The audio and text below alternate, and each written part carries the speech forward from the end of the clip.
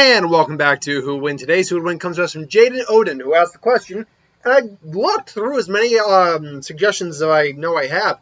As far as I know, you're the only one who's giving me the suggestion. Maybe someone else will chime in and say they did, in which case I'll try to remember to give them a shout-out, at least in the description. Harry Potter versus Mary Poppins. Who is the stronger wizard, the witch or the wizard or the magic user? Who is the strongest? And 100% fairness, I know there's a lot of theories that, they take place in the same universe because this, and this. I like that. It's a fun theory when you think about it. She's actually a witch who used her magic to help poor young Muggle children and give them a sense of wonder. The problem with that theory is these two creations exist completely separate from each other. Like in terms of book series. Not only that, the original Mary Poppins, I believe, is based off a book. Mary Poppins, hold on. Mary Poppins book? 1 second. Book? Yeah, Mary Poppins book. Now, when did that come out exactly? The original Mary Poppins came out in 1934 to 19... Mary Poppins is a series of 8 children's books written by Australian-British writer P.L. Travers and published over the period of 1934 to 1988. The earliest depiction of Mary Poppins was 1934. The Harry Potter series, Harry Potter book series, came out, I think, in the early 90s, if I've got that right. Harry Potter book series. Came out, roughly speaking, in, let's see here now, Harry Potter book series, 1997. In fact, they all came out a year, let me rephrase that. The first 4 came out each within a year of each other, 97, 98, 99, 2000. Then you skip 3 years for Order of the Phoenix, skip another 2 years for Half-Blood Prince, and then skip another 2 years for The Deathly Hallows, and then I believe there was one more that came out, that I cannot remember for the life of me, that name. That's the one I never got it and was never able to read. Ultimately, though, there's a large gap between the existence of these characters. Mary Poppins have been around much longer, far longer than Harry Potter has. But anyway, let's actually look at these characters. I've had Harry Potter on a few times. I've had Mary Poppins on at least once. Harry Potter is the boy who lived. He's technically, he's wizard-born, but he's also technically Muggle-born. I believe his dad is the wizard, has the wizard side. His mom had the Muggle side. But point being, he was born of wizards, so he already had a good bloodline. His mom and dad were pretty, well-renowned in terms for their skill. And he's obviously famous for surviving Voldemort. In terms of his abilities, Harry Potter, at least by the end of the original series and then going into the 8th book, had become strong enough to use wandless magic, which is not easy to do in the Harry Potter universe. We know Dumbledore can do it, Voldemort can do it. High-class wizards can do it. Voldemort, Dumbledore, that random guy in the Leaky Cauldron who was stirring his spoon. We all know that guy. You all know that guy. He could have been the secret hero if he just gave a shit and wanted to participate in the fight. Neither Voldemort nor the Death Eaters would have stood against men stirring the spoon. But yes, wandless magic is very hard to do. Only top-level wizards can do it. Which is where Mary Poppins actually holds a very strong advantage over Harry Potter. Whereas Harry Potter still needs his wand. All wizards still generally need their wand to conduct their magic. Mary Poppins, as far as we know, doesn't have a wand. Unless that umbrella of hers is her wand, which I doubt it. Even though we see Hagrid doing it, stuff like that with an umbrella. So Mary Poppins can do whatever she wants with her magic. She's already got the edge over Harry Potter, but his spells include things like stunning spells. He does apparently know Avada Kedavra, as far as we know. He does know. In fact, I believe he knows all 3 of the killing curse or the unforgivable curses. Loomis, Expelliarmus, Accio to summon something. He has his Firebolt broom. Ew, say that 10 times fast. Patronus, Stupefy, Seprum Semper. Seprum Semper.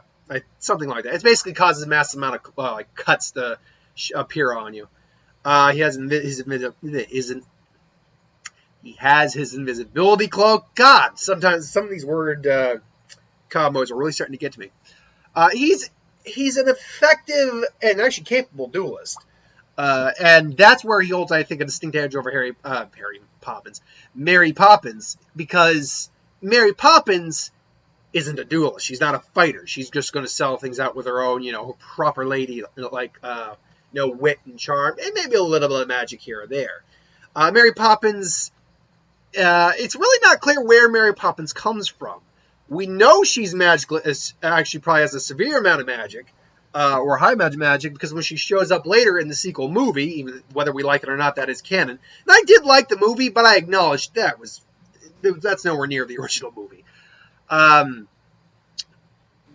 in the sequel movie, she hasn't aged a day, and it's been, I think, 30 years since the original. Mary Poppins Returns. How many years had it been since the original? Because the Banks children had all grown up at that point. Mary Poppins Returns. Let's see now. It takes place in 1930s London. Michael Banks. Okay, that's the original Mary. Oh no, wait, that's Mary Poppins Returns. Michael Banks lives in a shelter home. Georgie. It doesn't.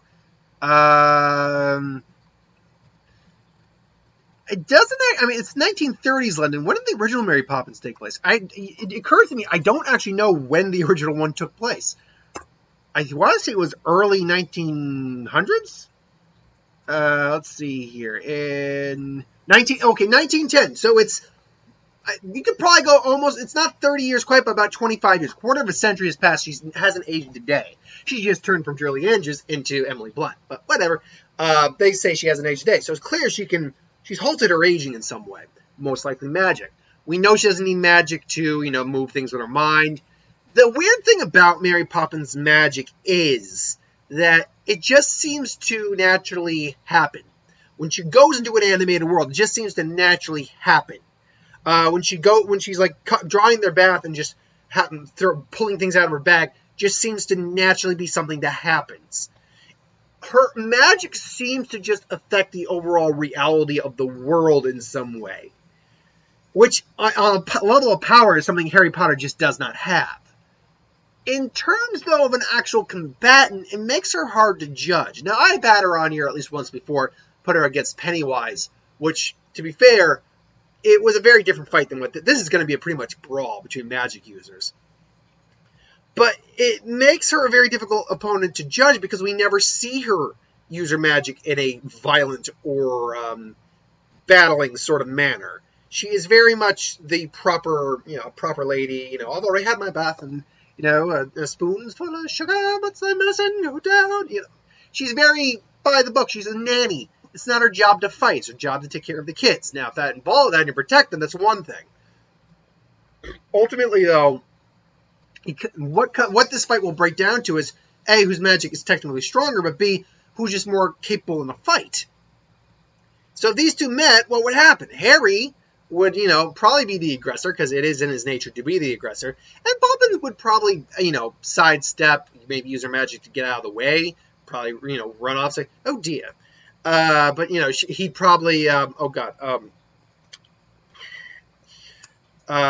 apparate. Apparition is the teleporting type of spell they do. He could apparate then to where she is, and then, Expelliarmus, knock her umbrella out. Maybe she does pull something out of her hat, but unfortunately, in this case, Harry Potter's outgunned not because she lacks the power. I actually think she has magic or overall more powerful than Harry's, but it's the way that she uses her magic, and it's the type of magic she seems to use that kind of hurt her in this. The type of magic she seems to use does seem to alter reality, but only in a temporary sense, and only in a way that seems to not negatively impact others around her. Whereas Harry can just, kill you. Harry can just fight you, literally fight you. Harry's also not afraid to get physical if he has to. It's just most people at Harry Potter don't do that because they're wizards. They're not fire. See, I would like to say for a what if I was in with Harry Potter, I would be a wizard that actually used spell. I mean, I'd learn the standard spells, but I'd like to actually, be someone who could physically handle themselves too. I'd like, fuck it. I love Bleach. All my spell, I can just conjure the swords of Bleach as my spells, which would actually be pretty hacked when it comes to the Harry Potter world. Because if you know Bleach and you know the power of some of those Zanpakuto, you know that they would annihilate most of the characters, if not all the characters in the Harry Potter world. Particularly when you get to higher ranking ones like Yamamoto or Ichimonji or something like that, or Aizen, for God's sake. So yeah, I mean, if I ever do a what if I was in Harry Potter, spoiler, that's how I'm playing myself off as. I still play myself as a student, but a very unique, quirky student who decides to, besides learning the own curriculum, makes his own spells, which just happen to be swords. Be pretty awesome. So yeah, if that ever happens, expect that. Until then, though, yeah, I gotta go Harry Potter in this fight, frankly. Not to say his magic is ultimately stronger. Hers is overall, in the broad sense of the term, stronger. But in the finite sense and how she uses that power, she is the weaker combatant, I think. Now, again, if we saw, say, and I've never read the book series, so I know there's like at least 8 books. Maybe she does actually fight someone in one of those books, and we see what her powers are really capable of. But if you're asking me to go by the movies, which I'm more familiar with, unfortunately, yeah, she, while in the broad sense of the term more powerful, is just not cut out for a fight. At least not a fight against someone like Harry. Against someone like Pennywise, she actually fared a lot better because it was a different type of fight. But ultimately, in this fight, I got to give it to the man with a wand, with the man with a scar, Harry Potter. Who do you think wins, though? Mary Poppins or Harry Potter? Maybe you think I'm completely wrong. Maybe you think I don't know what I'm talking about. You're probably right. It's strictly my opinion.